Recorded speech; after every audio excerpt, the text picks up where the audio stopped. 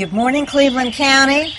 We are at Thomas Lewis's mushroom farm, along with everything else that I saw growing out here. This is his son Spencer, who is a senior at Burns High School. And we're here today to talk about mushrooms, how you grow them, and make them flourish. And I'm standing in front of some logs that are flourishing mushrooms. Now, as far as logs go, they're a particular type of wood. Is that correct? The oak family. Okay. And also you can use sweet gum for shiitake mushrooms. You can go to oyster mushrooms, which take poplar and some of the birches.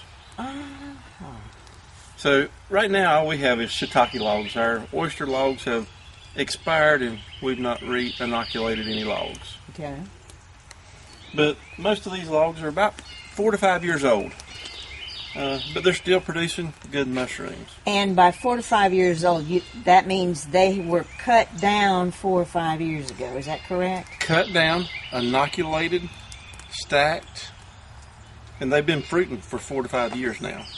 So it takes them that long to look like that? 9 months is the inoculation phase. Okay.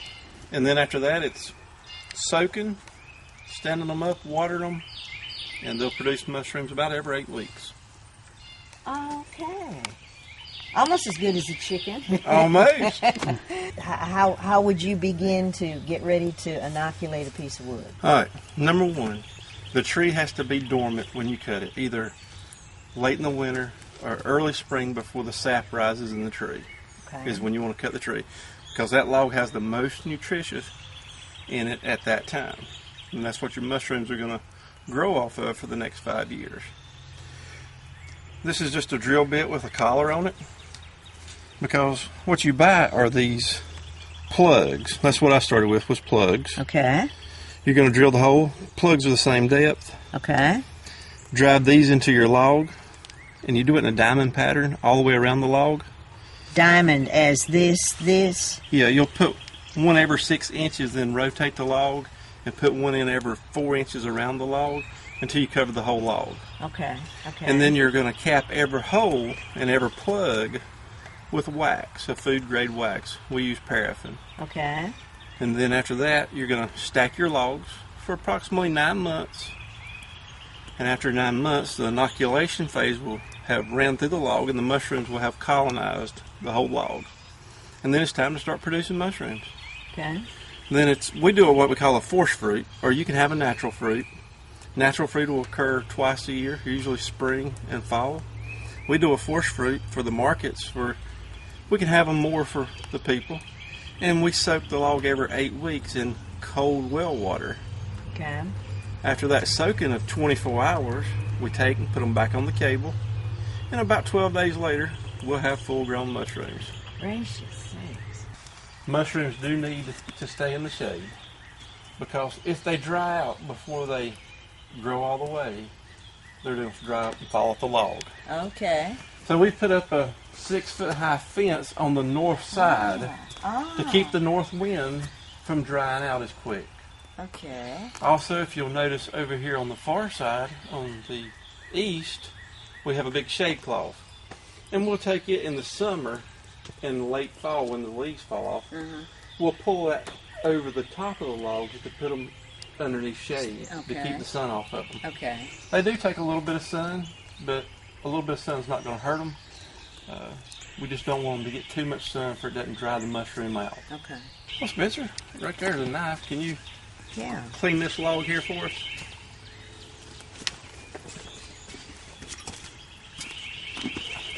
Oh my gracious sakes. Okay. And the reason you cut them off is just to keep from damaging the cap. Right. And right here is a box of about 15 pounds of shiitakes that are ready to go to market. Oh, that's amazing. And I would imagine that you only are cutting like the larger ones. Okay. Usually you'll have to cut them all within about a week. We'll show you a couple different kinds. What we're feeling for here is the, Right there. you want the lip rolled under just a tad. to have #1 quality. And I'm sorry, you're talking about This rim right here. okay, as opposed to if it's flat, then it's The gills are all the way open. It makes it a little bit tougher, dries out a little bit quicker. Oh, okay. And this one's all the way rolled out. Right. So that would be a tougher mushroom. Is that correct? Well, it'll just dry out quicker. Oh, I see what you're talking Now this about. is one that just cut just to show you. But you see the gills hadn't opened up at all underneath it. Right. This one's partially open. A large portion of our product goes to the Foothills Farmers Market on Saturday, or the Lincoln Farmers Market. Okay. And then we have a couple of different outlets where we sell to a couple of local restaurants in Shelby and surrounding areas, some steakhouses and things like that. Okay. Well, I must say they are absolutely beautiful. I mean, if you like mushrooms, that's heaven right there. They're a great product, and we love growing them. I can tell that. Well, thank you all for watching, and the next segment of our show we'll be talking about the food value and the nutrition and the storage of mushrooms. Here in Cleveland County, many children struggle to develop due to the lack of guidance and shortage of positive role models. At the Boys and Girls Club, we make it our team's mission to aid your child in becoming a better student and, more importantly, a better person with a brighter future. When your child comes to the club, you can be assured they are being guided in a manner that is beneficial to the growth as an adult that is visible in their lives. Please consider giving your child the opportunity to be the absolute best they can possibly be. Please support your local Boys and Girls Club today. Right here, right now, right here, right now.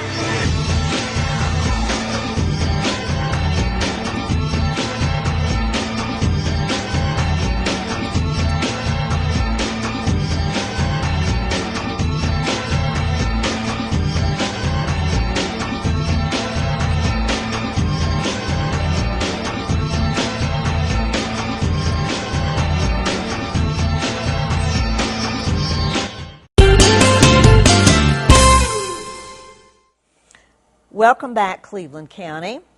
We, as you know, are talking about the lowly mushroom, although we're going to find out it's not so lowly. It is packed with nutrition. I'm sure that Nancy Abasi-Akong, our Cleveland County's Family and Consumer Sciences extension agent, will be talking about this morning. And she's brought utensils and she's brought ideas about how to store. So, Nancy, I'm going to let you just start talking about the mushroom. Okay. Deborah, we couldn't have picked a better food product because mushrooms, while we use them as a vegetable, they are really a fungus. And they've been around for a long time. As a matter of fact, in researching, I've discovered that the Egyptian hieroglyphics talk about mushrooms.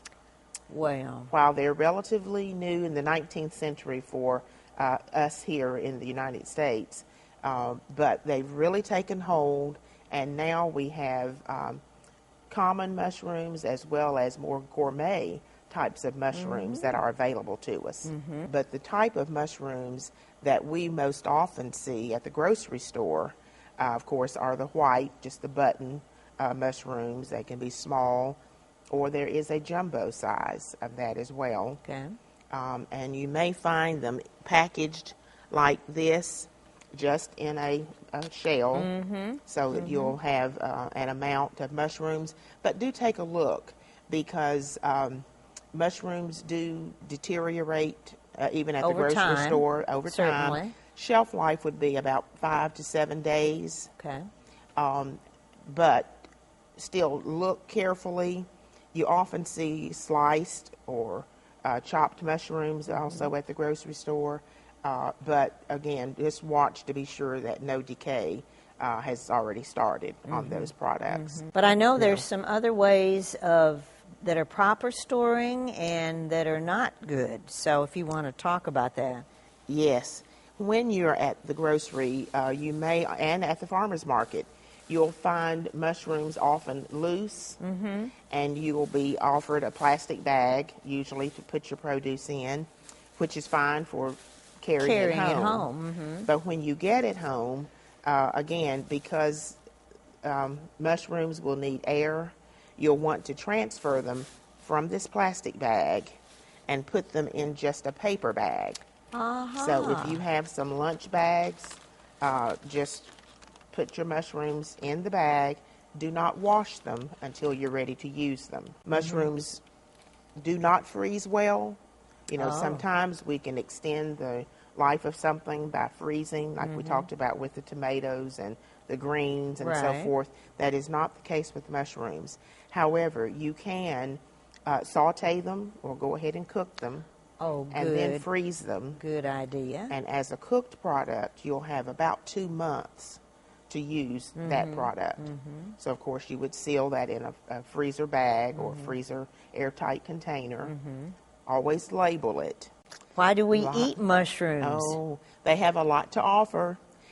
Mushrooms are nutrient dense. They have B vitamins, they have minerals, even vitamin D. Oh. Which we don't find in a lot of produce, but you do find it in mushrooms. Which is amazing because they grow in the dark. Right. Wow. But it's a surprise. Yes, it for is. us. They also are a good source of potassium, and we know how important that nutrient is. Selenium, a number of nutrients are available to us. Okay.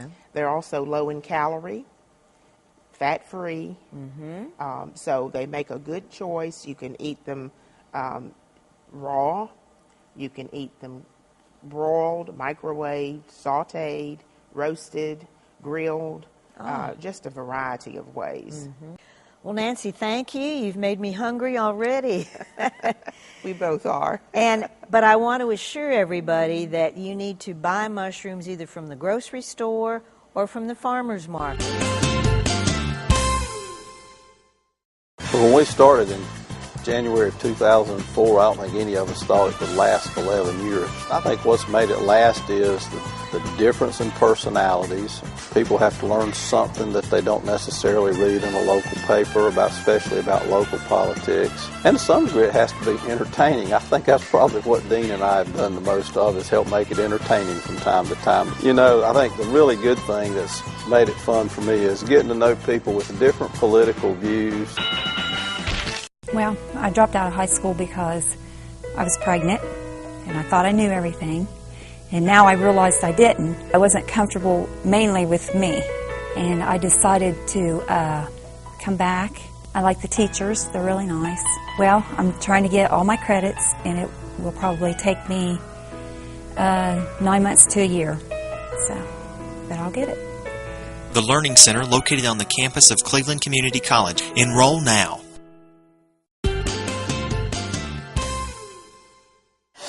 Welcome back, Cleveland County. We're going to be cooking the mushroom that you've just seen where they're grown. We've talked about the mushrooms. We're with our chef, Nancy Fichter, who is very creative in the kitchen. The mushrooms that we'll be cooking today are not shiitakes, but keeping in mind that a mushroom is a mushroom regardless of what kind, and you pretty much can cook up any mushroom and use it in any way. Yeah, most of the ones you get in your grocery store. Yeah. Correct. So we have here today, what are we using for? Just a regular white button mushroom. Okay, good. All right, Nancy. Well, today we're going to do some basic sauteing of a mushroom.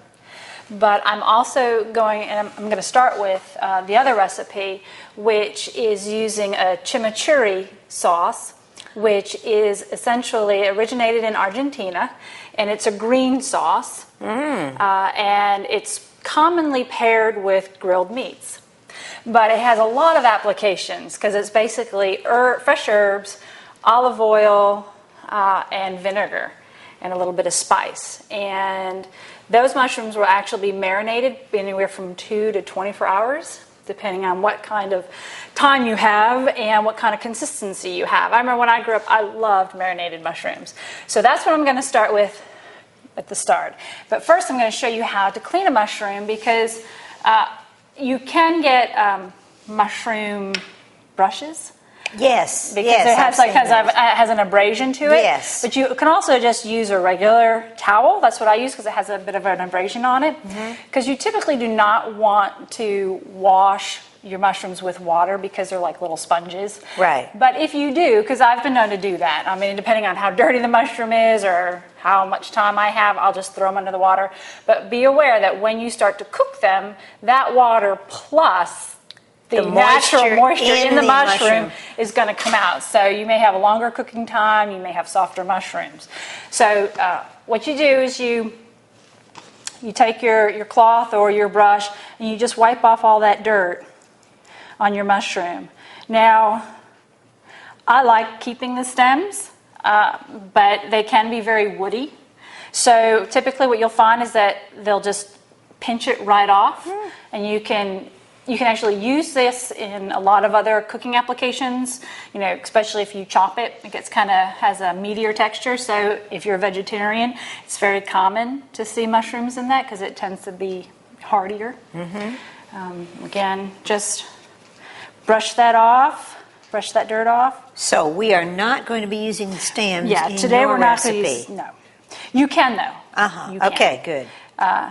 But it just looks, I mean, it just looks kept, and then also it allows you to have a cup in there in case you're going to stuff the mushroom. Oh, certainly. So for this recipe, like I said, it's going to be a chimichurri sauce over mushrooms. Okay. And it's going to sit, but what we're going to have is we want to kind of cut them a little chunkier. So for these bigger sized mushrooms, I cut them in 4s. And you could actually, for the smaller mushrooms, just leave them whole. Okay. But what you do, that's what you do there, and I have with me already prepared 8 ounces of cleaned and sliced mushrooms. And probably for the shiitakes, you could use the whole shiitake. Yes. Okay, so we're going to put that in there. Then I'm going to use my blender. And you're going to have 2 cloves of garlic. Now, I'm just going to throw those in there. Depending on what type of blender you have, even with a really high-powered one, it's better just to go ahead and mince the garlic before you put it in there. Oh. Otherwise, you might end up with chunks. And nobody really likes a big chunk of raw garlic. At least I don't. So it's good for you, though. It is good for you, and it has a lot of healing properties. Correct. So I'm just going to give this a quick mince.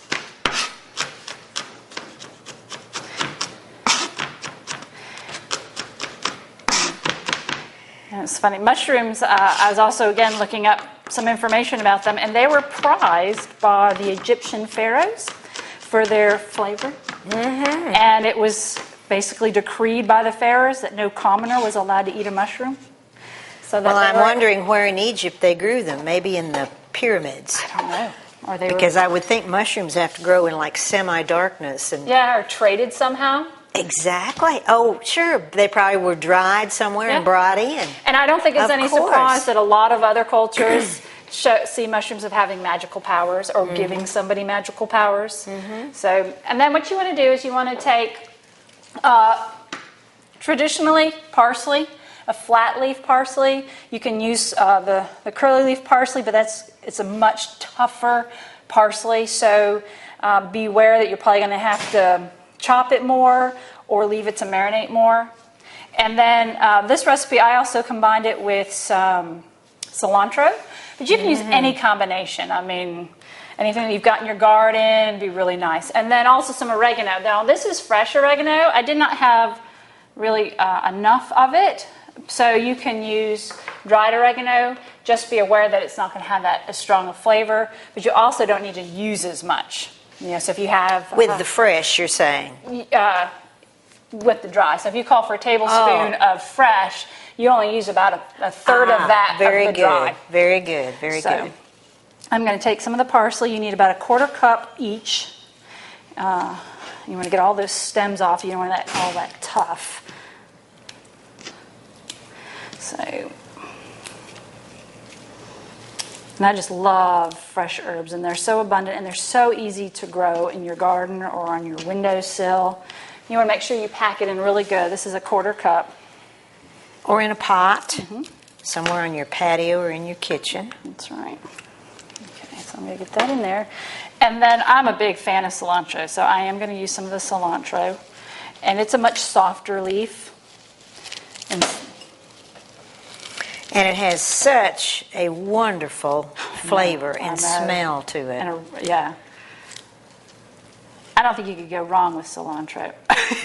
You can put it in about anything you want. Good, good, good. So that's my that's my take on cilantro.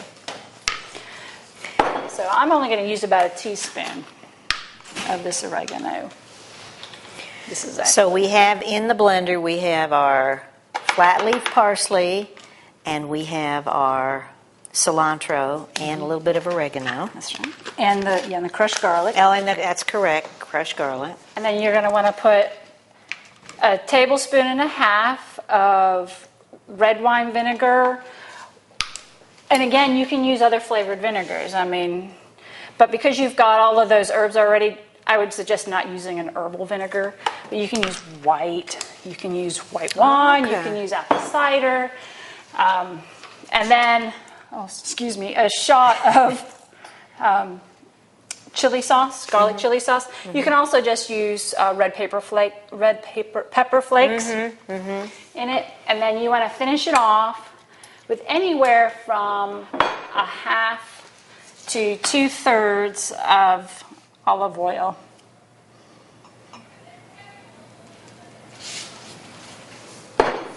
Okay.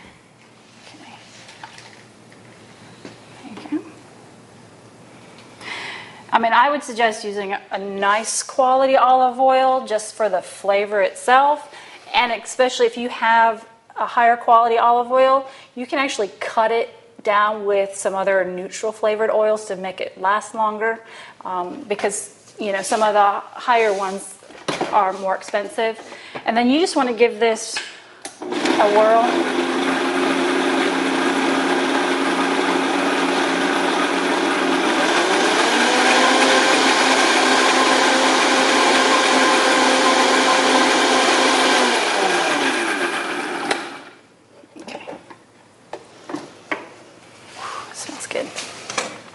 And then you just want to cover your mushrooms. It looks just so, so beautiful. I think green's one of my favorite colors. And you can add some salt and pepper to it according to your taste. So only garlic, no onion in this. No onion. Now you can, like I said, this recipe calls for it to be marinated for a minimum of 2 hours, up to 24, and this, of course, would be done in the refrigerator. And afterwards, you can you could add it to a salad. You can, I'm going to just put it on a platter with some nuts. You can have this as you can put it over rice, some pasta. If you've got especially some of the whole ones, you can put it on a part of just like a vegetable platter.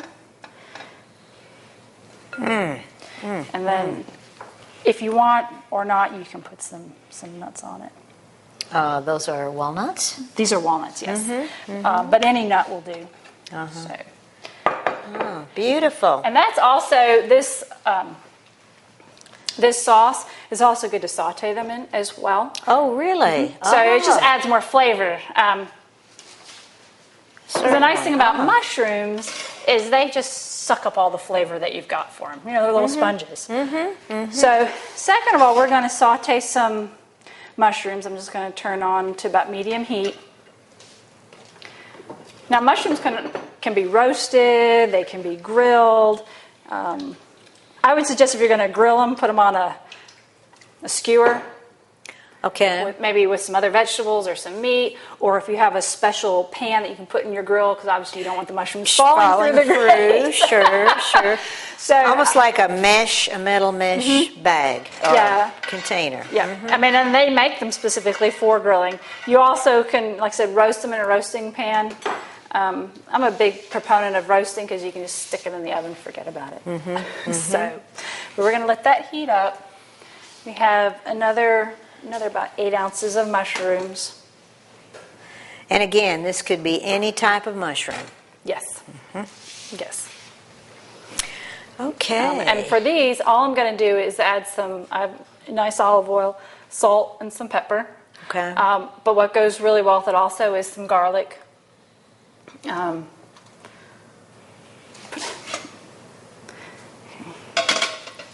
want to wait till the oil gets a little bit hot, because you don't want the mushrooms to soak up, to sit in a cooler oil to soak up. Okay. Because that way you'll end up with just. So in other words, if it's a little bit hotter, then it just it's used to cook the mushroom rather than have it suck up the oil. Yep, and you won't have to use as much oil, because that's usually what ends up happening. You just keep putting more and more oil in it. So, that's a good suggestion. So the pan's been heated up.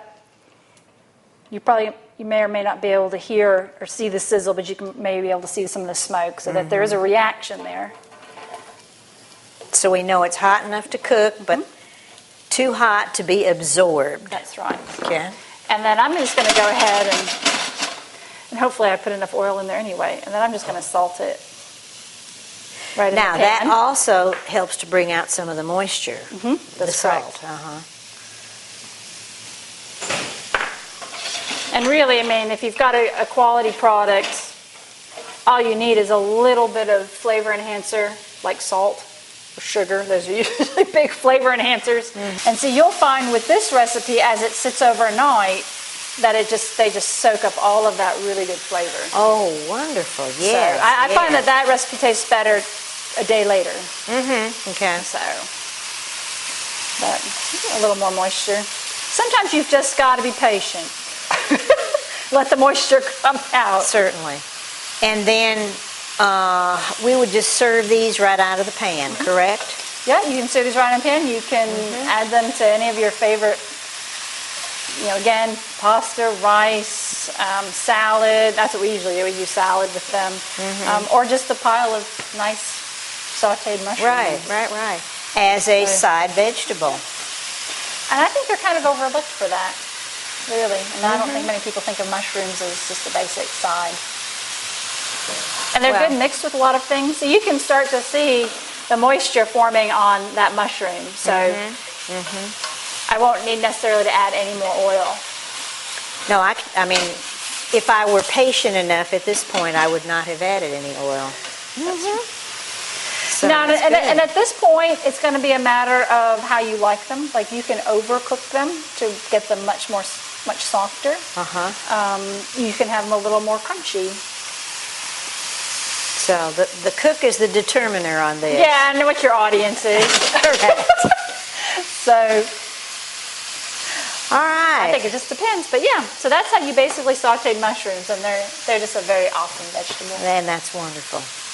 Well, Cleveland County, you've seen another wonderful magic that Nancy has done, and magic that you all can do in your kitchen. So thank you for watching, and stay tuned for next month's program.